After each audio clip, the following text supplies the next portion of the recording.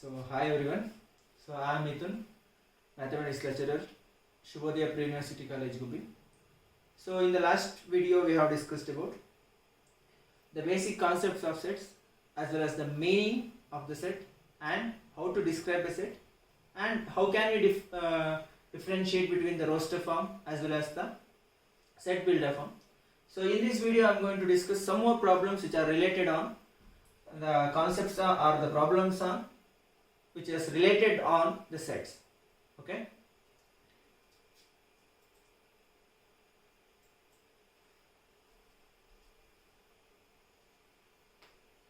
So here, which of the following are sets? So justify your answer. So before we move to the problems, let me glance over the definition of the sets. A set is a well collection defined of an object. So where the collection is going to be well defined, means suppose if you are choosing a particular team, so it must be defined here. Suppose if you ask any person, ನೀವು ಯಾರು ಒಬ್ಬ ವ್ಯಕ್ತಿನ ಕೇಳ್ಕೊಳ್ತಾ ಹೋದ್ರೆ, so ಆ ವ್ಯಕ್ತಿಗೆ ಏನಾಗಿರಬೇಕು, ಆ ಪರ್ಟಿಕ್ಯುಲರ್ ನೀವು ಯಾವುದು ಕಲೆಕ್ಷನ್ ಮಾಡ್ಕೊಳ್ತಿದ್ರೋ ಆ ಕಲೆಕ್ಷನ್ ಪರ್ಟಿಕ್ಯುಲರ್ ಡಿಫೈನ್ ಆಗಿರಬೇಕು. Suppose if you are choosing an objects, ಒಂದು 10 ಬುಕ್ಗಳನ್ನ ಚೂಸ್ ಮಾಡ್ತಿದ್ದೀವಿ ಅಂತ ಹೇಳಿದ್ರೆ, ಆ ಬುಕ್ ನೀವು ಯಾವುದೇ ವ್ಯಕ್ತಿನ ಕೇಳಿದ್ರು ನಿಮಗೆ ಅದು 10 ಬುಕ್ಸೇ ಇರಬೇಕು ಅಥವಾ 10 ಬುಕ್ಗಳೇ ಇರಬೇಕು. ಸಪೋಸ್ ನೀವು ಆ 10 ಬುಕ್ಕಲ್ಲಿ ಯಾವ ನಿಮ್ಮ ಫೇವರೇಟ್ ಬುಕ್ ಅಂತ ಕೇಳೋದಾದ್ರೆ, ಸೊ ಪರ್ಟಿಕ್ಯುಲರ್ ಪರ್ಸನ್ಗೆ ಏನಾಗ್ತದೆ, ನಮ್ಮ ಆನ್ಸರ್ ಚೇಂಜ್ ಆಗ್ತಾ ಹೋಗ್ತದೆ. ಸೊ ಹಾಗಾಗಿ ಸೆಟ್ ಯಾವ ರೀತಿ ಡಿಫೈನ್ ಆಗಿರುತ್ತೆ, set is going to be the well collection defined of an object. So here, so let me the first question is going to be, so which of the following are sets, justify your answer. So ನಾವೇನ್ ಮಾಡ್ಬೇಕು, ಇಲ್ಲಿ first ಕೊಟ್ಟಿರುವಂತ statement ಅನ್ನ ಗಮನ ಕೊಡಬೇಕು. ಆ statements ಅಲ್ಲಿ ಯಾವ statement set definition ನ ಫಾಲೋ ಮಾಡ್ತದೆ ಅಂತ ನೋಡ್ಕೊಳ್ಬೇಕು. ದ ಫಸ್ಟ್ ಏನಾಗಿದೆ, the first problem is going to be the collection of months of a year beginning with the letter J. So ಅಂದ್ರೆ ಅರ್ಥ ಮಾಡ್ಕೊಳ್ಳಿ, ಕೊಟ್ಟಿರೋದೇನಿದೆ, ಸೊ ಕಲೆಕ್ಷನ್ ಆಫ್ ಮಂತ್ಸ್ ಇದೆ, collection of months of a year ಅಂದ್ರೆ ನಾವು choose ಮಾಡ್ತಿರೋದು ಯಾವುದು, collection of months. ಎಲ್ಲಿಂದ ಚೂಸ್ ಮಾಡ್ಕೊಳ್ತಾ ಇದೀವಿ, ಒಂದು ಪರ್ಟಿಕ್ಯುಲರ್ ಯಾವ್ದೋ ಒಂದು ಇಯರ್ ಇಂದ ಚೂಸ್ ಮಾಡ್ಕೊಳ್ತಾ ಇದೀವಿ. So beginning with the letter J, suppose ನಮಗೆ ಗೊತ್ತಿರೋದು ಆಲ್ರೆಡಿ ಏನಾಗಿದೆ, 12 ಮಂತ್ಸ್ ಇನ್ ಎ ಇಯರ್.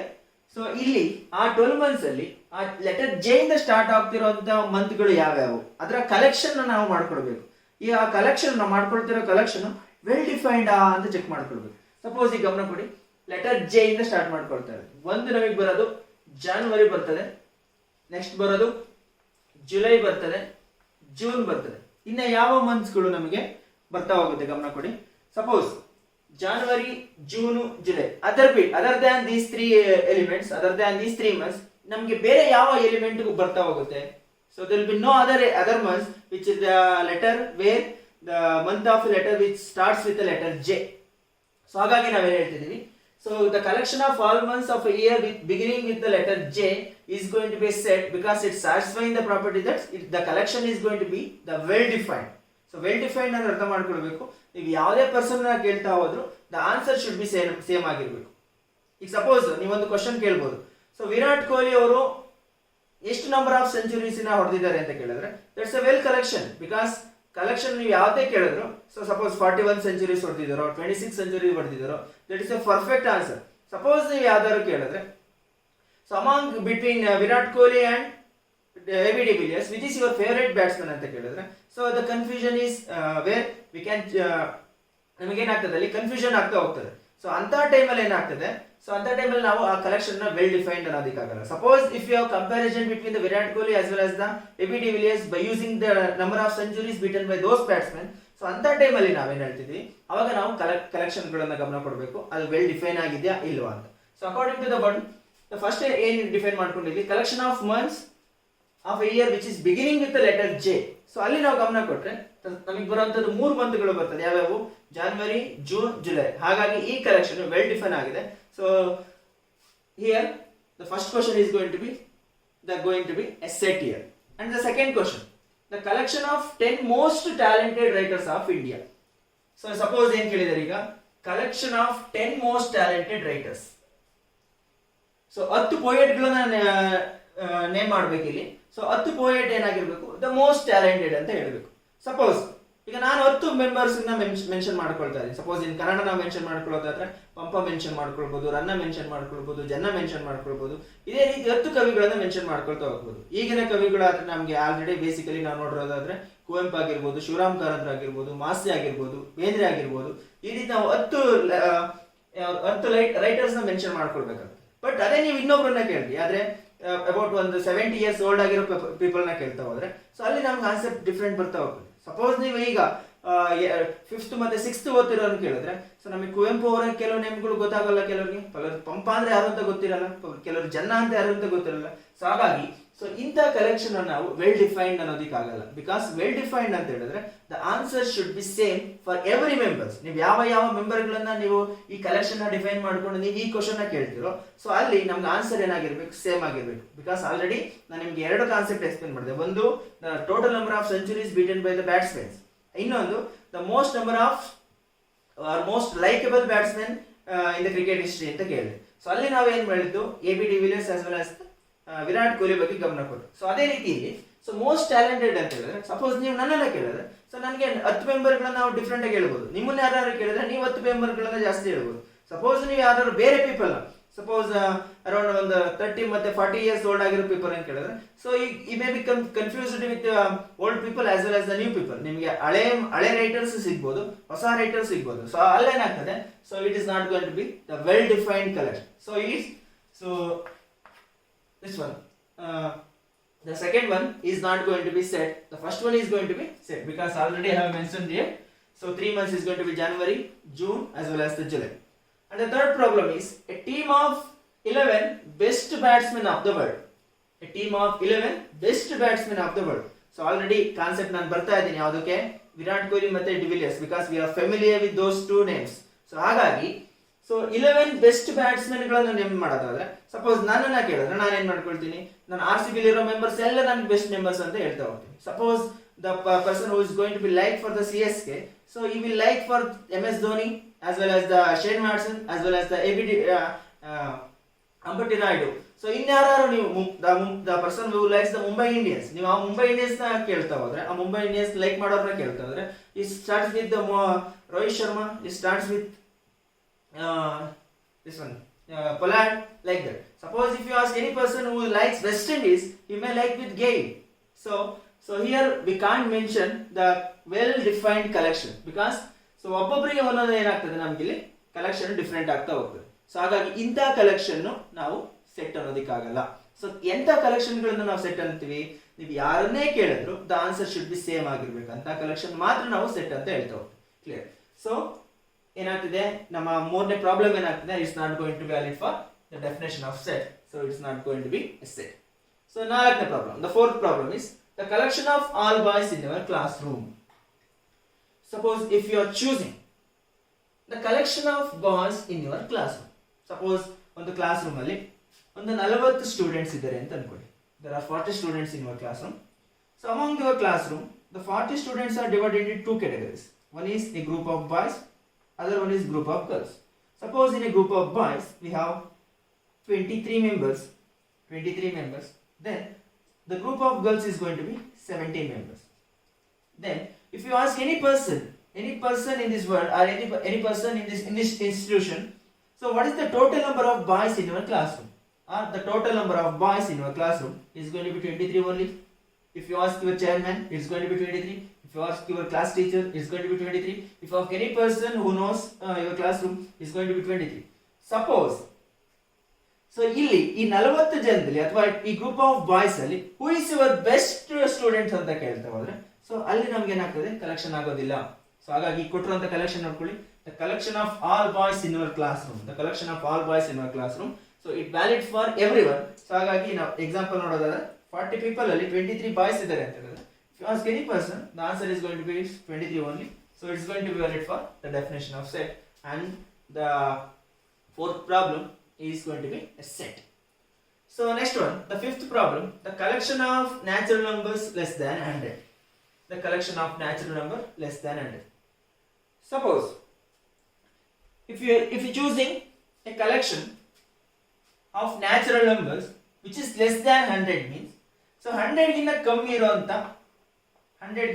ಇರುವಂತ ಯಾವ ಯಾವ ನ್ಯಾಚುರಲ್ ನಂಬರ್ಸ್ ಬರ್ತದೆ ಅಂತ ಚೆಕ್ ಮಾಡ್ಕೊಳ್ಳೋದಾದ್ರೆ, ಸೊ ನಮಗೆ ಏನಾಗ್ತದೆ, 1 ಇಂದ ನಾವು ಬಿಗಿನ್ ಆಗಿ 99 ವರೆಗೂ ಎಂಡ್ ಮಾಡ್ಕೊಳ್ತೀವಿ, ಹೌದಾ? ಸಪೋಸ್ ಈಗ ಈ 1 ಇಂದ 99 ಇರುವಂತ ಒಂದು ಕಲೆಕ್ಷನ್ ಅನ್ನ ನಾನು ಸೆಟ್ ಅಂತ ಡಿಫೈನ್ ಮಾಡಬೇಕು ಅಂತ ಹೇಳಿದ್ರೆ, ಸೊ ನಾವು ಒಂದು ಬೆಸ್ಟ್ ಎಕ್ಸಾಂಪಲ್ ಅಂದ್ರೆ we need to ask these things for some people. ಯಾರನ್ನ ನಾವು ಕೇಳೋದಾದ್ರೆ ನೀವು ಯಾರನ್ನೇ ಕೇಳಿ, ಸೊ ನ್ಯಾಚುರಲ್ ನಂಬರ್ ಅಲ್ಲಿ 100 ಗಿಂತ ಕಮ್ಮಿ ಇರುವಂತ ನಂಬರ್ಗಳು ಯಾವ್ಯಾವ ಬರ್ತದೆ, ಸೊ ನಮ್ಗೆ ಏನಾಗ್ತದೆ, ಕಂಪ್ಲೀಟ್ಲಿ ಫ್ರಮ್ 1 to 99 ಬರ್ತದೆ. ಸೊ ಹಾಗಾಗಿ it's going to be obey the definition of the set. It's going to obey the definition of the set. So the next collection is going to be a collection of novels written by the Manish Premchand. ಹೌದಾ? So ನೋಡಿ, ಈ collection ಯಾವುದು, ಮನೀಶ್ ಪ್ರೇಮ್ಚಂದ್ ಅನ್ನೋ ಒಂದು writer ಬರೆದಿರುವಂತ total novels ಅನ್ನ ಹೇಳಿ ಅಂತ ಹೇಳ್ತಿದ್ದಾರೆ.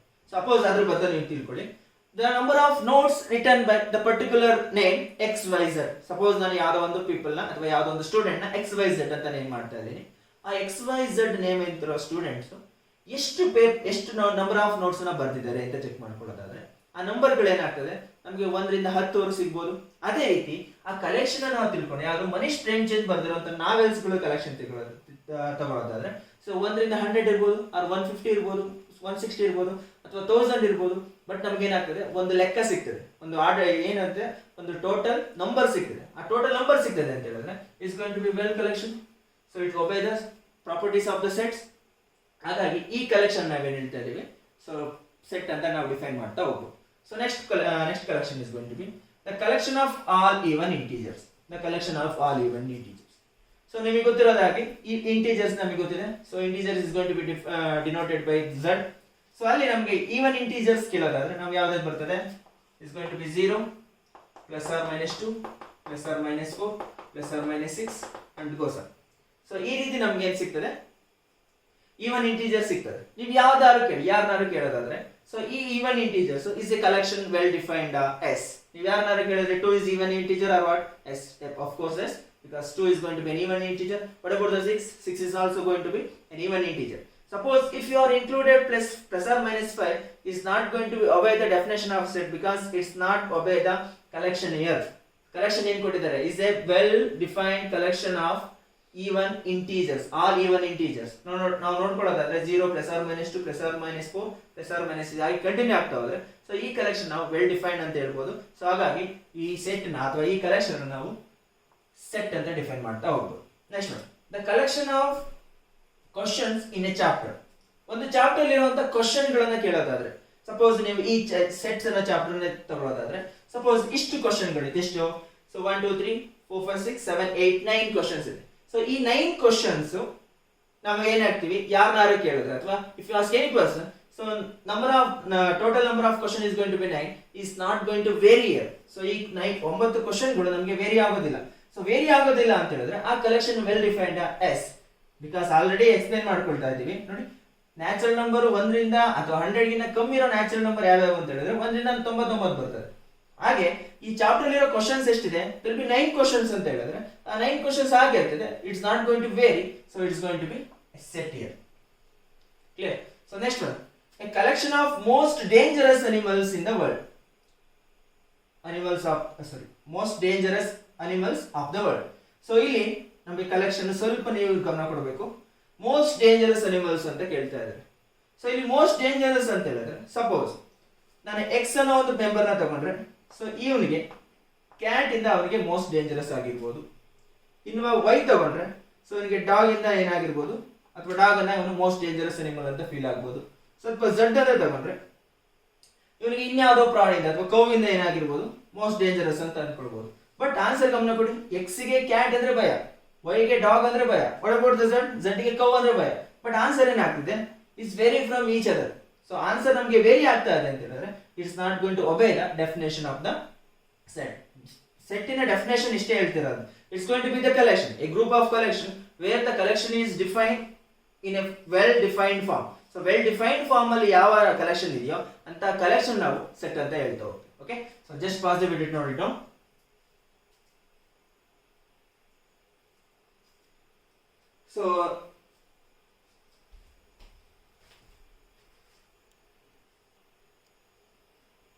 So next problem is write the following sets in a roster form. So in the last video we have discussed about how to write a set in a roster form and how to write a set in set builder form. So ಈಗ already ಗಮನ ಕೊಡಿ, ಈ ಕೊಟ್ಟಿರುವಂತ ಪ್ರಾಬ್ಲಮ್ಗಳು ಯಾವ form ಅಲ್ಲಿ ಇದೆ ಅಂತ ಗಮನ ಕೊಡಬೇಕು. ಸೊ ನೋಡಿ, already we have discussed about ಒಂದು ಸೆಟ್ ಸ್ಟೇಟ್ಮೆಂಟ್ ವೈಸ್ ಇದ್ರೆ, ಯಾವಾಗ ಒಂದು ಸೆಟ್ ಸ್ಟೇಟ್ಮೆಂಟ್ ವೈಸ್ ಬರ್ತಾ ಇದೆಯೋ ಅಂತ ಟೈಮಲ್ಲಿ ಅಂತ ಸೆಟ್ ನ ಸೆಟ್ ಬಿಲ್ಡರ್ ಫಾರ್ಮ್ ಅಂತ ಹೇಳ್ತಾರೆ. ಸಪೋಸ್ ಒಂದು ಸೆಟ್ ಅಲ್ಲಿ ನಮಗೆ ಎಲಿಮೆಂಟ್ಸ್ ಗಳು ಬರ್ತಾ ಹೋದ್ರೆ ಅಂತ ಸೆಟ್ ನ ನಾವು ರೋಸ್ಟರ್ ಫಾರ್ಮ್ ಅಂತ ಹೇಳ್ತೀವಿ, ಹೌದಲ್ವಾ? ಸೊ ನೀವು ಗಮನ ಕೊಡಬೇಕು, ಲಾಸ್ಟ್ ವಿಡಿಯೋ ನೀವು ನೋಡ್ಕೊಳ್ತಾ ಹೋದ್ರೆ. ಸೊ ಯಾವ ಸೆಟ್ ಅಲ್ಲಿ ಎಲಿಮೆಂಟ್ಸ್ ಗಳು ಬರ್ತಾ ಹೋಗ್ತದೋ, ಎಲಿಮೆಂಟ್ಸ್ ಮುಖಾಂತರ ಸೆಟ್ ನ ಡಿಫೈನ್ ಮಾಡಿದ್ದೀನೋ ಅಂತ ಸೆಟ್ ನ ನಾವು ರೋಸ್ಟರ್ ಫಾರ್ಮ್ ಅಂತ ಹೇಳ್ತೀವಿ. ಯಾವ ಸೆಟ್ ವಿತ್ ಡೆಫಿನೇಷನ್ ಅಥವಾ ವಿತ್ ನೇಮ್ ವಿತ್ ಸೆಂಟೆನ್ಸಸ್ ಮುಖಾಂತರ ಡಿಫೈನ್ ಆಗಿದೆಯೋ ಅಂತ ಸೆಟ್ ನಾವು ಸೆಟ್ ಬಿಲ್ಡರ್ ಫಾರ್ಮ್ ಅಂತ ಹೇಳ್ತೀವಿ. ಈ ಗಮನ ಕೊಡೋದಾದ್ರೆ ಕೊಟ್ಟಿರುವಂತ ಎಲ್ಲಾ ಪ್ರಾಬ್ಲಮ್ಗಳು is in the form of set builder form. So we need to convert it into roster form. Already question ಅಲ್ಲಿ ಕೊಟ್ಟಿದ್ದಾರೆ, ಏನಂತ write the following sets in roster form ಅಂತ ಕೇಳಿದ್ದಾರೆ. ಸೊ ಈಗ ಕೊಟ್ಟಿರುವಂತ ಸೆಟ್ ಬಿಲ್ಡರ್ ಫಾರ್ಮ್ ಅಲ್ಲಿ ಸೊ ನಾವೇನ್ ಮಾಡ್ಬೇಕು, ಅದನ್ನ ರೋಸ್ಟರ್ ಫಾರ್ಮ್ ಕನ್ವರ್ಟ್ ಮಾಡ್ತಾ ಹೋಗ್ಬೇಕು. ಫಸ್ಟ್ ಕ್ವಶನ್ ನೋಡಿ ಏನಿದೆ, set A, because capital letter is always denoted the set. Set A is equal to x. ಏನಿದೆ x? X is going to be the member of an element ಅಥವಾ member of the set ಅಂತ ಹೇಳ್ತಾ ಹೋಗ್ತದೆ. ಆ ಸೆಟ್ಟಿನ member x ಅಂತ ಹೇಳಿದ್ರೆ ಆ x ಹೆಂಗಿರ್ತದೆ, ಯಾವ ರೀತಿ ಇರ್ತದೆ? ಆ x is an integer ಆಗಿರ್ತದೆ, ಹೌದಾ? ಸೊ ಫಸ್ಟ್ ಗಮನ ಕೊಡಬೇಕು, ಈ ಬರುವಂತ ಸೆಟ್ ಅಲ್ಲಿ x ಮೆಂಬರ್ ಆಗಿರ್ತದೆ. ಆ x ಇಂಟೀಜರ್ ಫಾರ್ಮ್ ಅಲ್ಲಿ ಇರ್ತದೆ. ಆ ಇಂಟೀಜರ್ ಗೆ ಒಂದು ಕಂಡೀಷನ್ ಕೊಟ್ಟಿದ್ದಾರೆ, ಆ integer should ಒಬೇ the -3 less than x less than 7 ಅನ್ನ ಆಗಿರಬೇಕು. ಸೊ ಹಾಗಾಗಿ ಯಾವ ಎಲಿಮೆಂಟ್ಸ್ ಗಳು ಬರ್ತದೆ ನೋಡಿ, set A is equal to, because I am just refining ಅಥವಾ redefining the things here. ಕೊಟ್ಟಿರುವಂತದನ್ನ ಸೆಟ್ ಬಿಲ್ಡರ್ ಫಾರ್ಮ್ ಅಲ್ಲಿ ಇರೋದನ್ನ just I am writing in a roster form. So A is equal to, ಈಗ ಈ x ಬರುವಂತ elements ಈ set ಅಲ್ಲಿ ಇರ್ತದೆ ಅಂತ ಹೇಳಿದ್ರೆ ಈ x ನ ಎಲಿಮೆಂಟ್ಸ್ ಯಾವ್ಯಾವ ಆಗಿರ್ತದೆ? -3 ಗಿನ್ನ ಜಾಸ್ತಿ ಇರ್ತದಂತೆ, 7 ಗಿನ್ನ ಕಮ್ಮಿ ಇರ್ತದೆ. -3 ಗಿನ್ನ ಜಾಸ್ತಿ ಬರುವಂತ ಇಂಟೀಜರ್ಸ್ ಯಾವ್ಯಾವು? ಸೊ -2 ಬರ್ತದೆ, ಹೌದಾ? ಸೊ -1 ಬರ್ತದೆ. What about 0? 0 is also member of A. 1 2 3 4 5 6. Then what about 7? 7 is not going to member of a set because which is given less than 7. They are not given less than or equal to 7. Just they have given just 7 here. So ಹಾಗಾಗಿ ಬರುವಂತ set ಅಲ್ಲಿ ಈ set ಅಲ್ಲಿ ಇರುವಂತ elements ಯಾವಾಗಿರ್ತದೆ? -2 -1 0 1 2 3 4 5 6. Clear? So next question. B is equal to x. Again x is going to be the member of set. So x is a natural number less than 6 ಅಂತ ಕೊಟ್ಟಿದ್ದಾರೆ. So ನೀವು ಗಮನ ಕೊಡೋದಾದ್ರೆ ಯಾವ natural number less than 6 ಅಲ್ಲಿ ಇರ್ತದೆ ಅಂತ natural number ಈ set ಅಲ್ಲಿ ಇರ್ತದೆ, ಹೌದಾ? So set B is equal to ಗಮನ ಕೊಡಿ. So what about the first natural number which is less than 6? It's going to be 1 2 3 4 5. Then what about 6? 6 is not going to present in this particular set because they have already defined that x is a natural number less than 7. If they have mentioned that less than or equal to 6, so 6 is going to be present in a particular set, but they have mentioned only less than 6. So ಹಾಗಾಗಿ ಈ set B ಅಲ್ಲಿ just we have only 5 elements. Yeah, 1 2 3 4 and 5. Clear? So the next problem is, so x is a 2-digit natural number such that the sum of its digit is going to be 8. 2-digit natural number ನ choose ಮಾಡ್ಕೊಳ್ಬೇಕು, ಅದರ some ಏನಾಗಿರ್ಬೇಕು? ನಮಗೆ 8 ಬರ್ತಾ ಹೋಗಿರ್ಬೇಕು, ಹೌದಲ್ವಾ? So ಗಮನ ಕೊಡೋದಾದ್ರೆ ಈ set ಅಲ್ಲಿ ಬರುವಂತ ಎಲಿಮೆಂಟ್ಸ್ ಗಳು ಯಾವ್ಯಾವ ಇರ್ತದೆ ಗಮನ ಕೊಡಿ.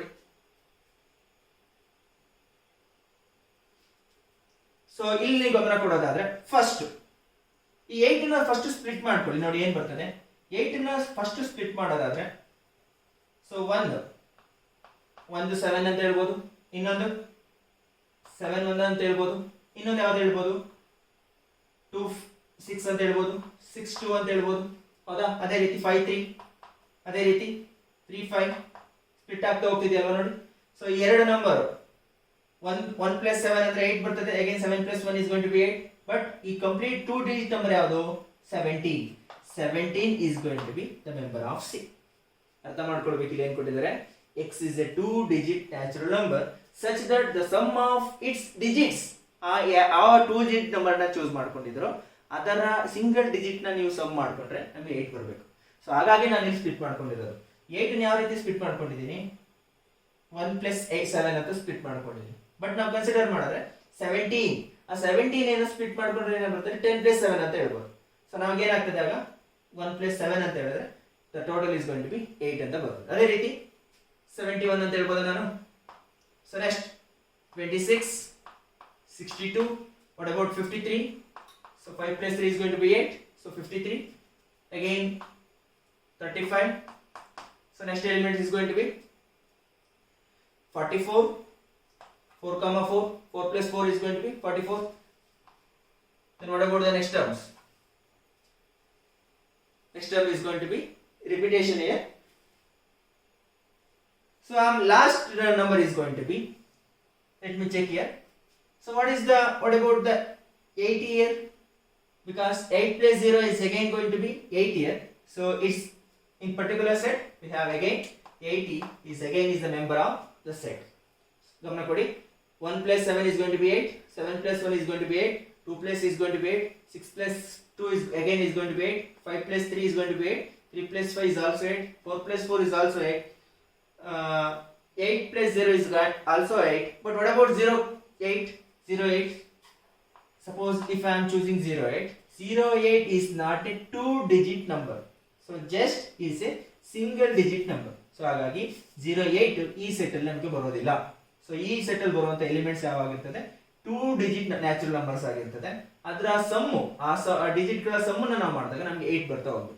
ಅಂತ ಸೆಟ್ ಗಳನ್ನ ಹೇಳ್ತೀವಿ ಅಂತ ಎಲಿಮೆಂಟ್ಸ್ ಈ ಸೆಟ್ ಅಲ್ಲಿ ಒಬ್ಬೆ ಆಗ್ತಾ ಹೋಗುತ್ತೆ.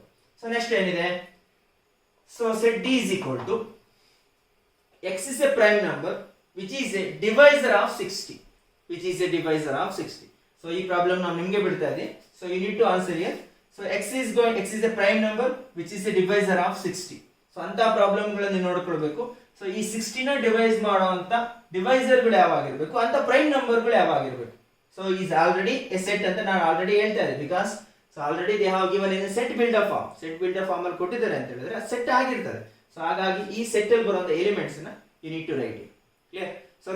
So next problem is the set of all letters of the word trigonometry. ಈ ಸೆಟ್ ಅಲ್ಲಿ ಯಾವುದು ಅನ್ನೋ ಒಂದು ಸೆಟ್ ಅಲ್ಲಿ ಬರುವಂತ ಎಲಿಮೆಂಟ್ಸ್ ಗಳನ್ನು ನಾವು ಚೂಸ್ ಮಾಡ್ಕೊಳ್ಳೋದಾದ್ರೆ, ಸೊ ಒಂದು ವರ್ಡ್ ಕೊಟ್ಟಿದ್ದಾರೆ, ಯಾವುದು ಟ್ರಿಗ್ನೋಮೆಟ್ರಿ ಅಂತ ಒಂದು ವರ್ಡ್ ಕೊಟ್ಟಿದ್ದಾರೆ. ಆ ವರ್ಡ್ ಅನ್ನ ಯೂಸ್ ಮಾಡಿಕೊಂಡು ಈ ಸೆಟ್ ಬಿಲ್ಡರ್ ಫಾರ್ಮ್ ಅಲ್ಲಿ ಇರುವಂತ ಸೆಟ್ ಅನ್ನ ನಾವು ರೋಸ್ಟರ್ ಫಾರ್ಮ್ ಕನ್ವರ್ಟ್ ಮಾಡೋದಾದ್ರೆ, ಸೊ ಈ ಗಮನ ಕೊಡಿ, ಇಲ್ಲಿ ಬರುವಂತ ಲೆಟರ್ ಗಮನ ಕೊಟ್ರೆ ಯಾವುದು ಟಿ ಅಂತ ಒಂದು ಬರ್ತದೆ, R I G O N O M E T R Y ಆ ಎಲ್ಲಾ ಲೆಟರ್ಸ್ ಗಳನ್ನ ಸಪರೇಟ್ ಆಗಿ ನಾವು ಬರ್ತಾ ಹೋದ್ರೆ ಆ ಸಪರೇಟ್ ಏನು ನಾವು ಲೆಟರ್ ಗಳು ಬರ್ತಿದೀವೋ that's going to be the elements of a set. So ಅಂತ ಎಲಿಮೆಂಟ್ಸ್ ಗಳು ಯಾವ್ಯಾವಿದೆ ಗಮನ ಕೊಡಿ. ಈಗ ಟಿ ಇಲ್ಲೊಂದು ಸತಿ ಇದೆ, ಸೊ ಅಗೇನ್ ಹಿಯರ್ ಆಲ್ಸೋ ಇದೆ. ಸೊ ಎರಡು ಸತಿ ರಿಪಿಟೇಷನ್ ಆಗಿದ್ರೆ just we are going to write for a single term. Suppose ನೋಡಿ ಟಿ ಇಲ್ಲೊಂದು ಸತಿ ಇದೆ, ಇಲ್ಲೊಂದು ಸತಿ ಇದೆ, we have the twice here. So ನಾವು ಬರೆಯೋದಾದ್ರೆ ಮಾತ್ರ ಸಿಂಗಲ್ ಟರ್ಮ್ ಅನ್ನ ಮಾತ್ರ ಬರೀತಾ ಹೋಗ್ತಾ ಇದೀವಿ. ಸೊ ಹಾಗಾಗಿ ಇಲ್ಲಿ ಏನ್ ಬರ್ತದೆ T. So what about R? So ಇಲ್ಲೊಂದ್ಸಲ ಇದೆ, ಸೊ ಇಲ್ಲೊಂದ್ಸಲ ಇದೆ, just we are going to write R here. What about I? So I single term ಇದೆ, ಐ ಮಾತ್ರ. So G, then O, then N, then M, then Y. So ಗಮನ ಕೊಡಿ ಯಾವ್ದಾದ್ರು miss ಆಗಿದೆಯಾ? ಸೊ ಟಿ ಇದೆ, again we have 2 here. R, again we have 2 here. So G ಒಂದೇ ಇದೆ. So I, again O is repeating twice here. So M, we have M. What about E? Just I am skipping E here.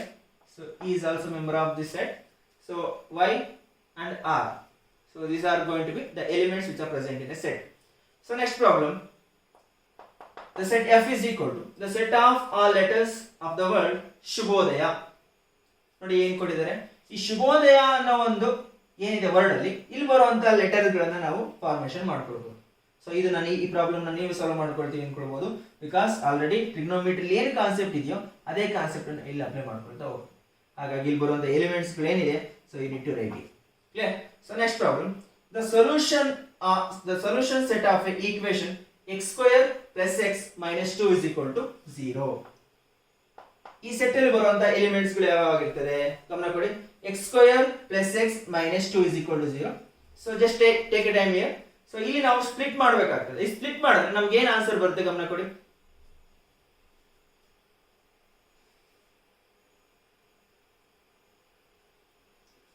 So observe ಮಾಡ್ಕೊಂಡ್ರೆ ನೀವು ಈ equation ಅಲ್ಲಿ ಯಾವುದು, ಈ equation ಅಲ್ಲಿ x minus 1 into x plus 2 ಅಂತ ಹೇಳ್ಬೋದಾ? x minus 1 into x plus 2 is equal to 0. Then x ಗೆ ಬರುವಂತ ಎಲಿಮೆಂಟ್ಸ್ ಯಾವ್ಯಾವು? So x is going to be 1 and x is going to be minus 2. ಗಮನ ಕೊಡಿ, x minus 1 into x plus 2 is equal to 0. So ನಾವು ಇದನ್ನ solve ಮಾಡ್ಕೊಂಡ್ರೆ we are getting an equation of x square plus x minus 2 and the solution is going to be x is equal to 1 and x is equal to minus 2. So ಇಲ್ಲಿ ಏನೇನು solution ಬರ್ತದೆ ಗಮನ ಕೊಡಿ. Already define ಮಾಡಿರ್ತಾರೆ, ಈ ರೀತಿ set builder form ಅಲ್ಲಿ define ಮಾಡ್ಕೊಂಡಿರ್ತಾರೆ x ಅಂತ, but they are not defined for here. So we need to analyse that. So x is going to be the member. ಸೊ x ಅಂದ್ರೆ ಏನಾಗಿರ್ತದೆ ಇಲ್ಲಿ? x is equal to 1, x is equal to 2 and g is equal to is going to be minus 1 comma minus 2. So these are the elements. These are the elements of a set G. So last problem. So h is equal to, x is a positive integer and x square less than 640, less than 40. So x is a positive integer ಅಂತ ಹೇಳ್ತಿದ್ದಾರೆ, ಅದರ square ಮಾಡಿದ್ರೆ less than 40 ಬರಬೇಕು. ಯಾವುದು? So 1 square ಏನು ಬರ್ತದೆ? 1 ಬರ್ತದೆ. So ಇಲ್ಲಿ ನಮಗೆ 1 ಪ್ರೆಸೆಂಟ್ ಆಗಿರ್ತದೆ. What about 2 square is going to be 4 which is less than 40, so is going to be present here. What about 3 square is going to be 9, is also present in particular set. What about 5 square 25 is also present in this one. What about 6 square is going to be 36, is going to be member of this set. But what about 7 square is going to be 49, so which is not obey the x square less than 40. ಅಂದ್ರೆ ನಮಗೆ ಬರುವಂತ elements ಯಾವ್ದಾಗಿರ್ಬೇಕು? ಅದರ square less than 40 ಇರಬೇಕು.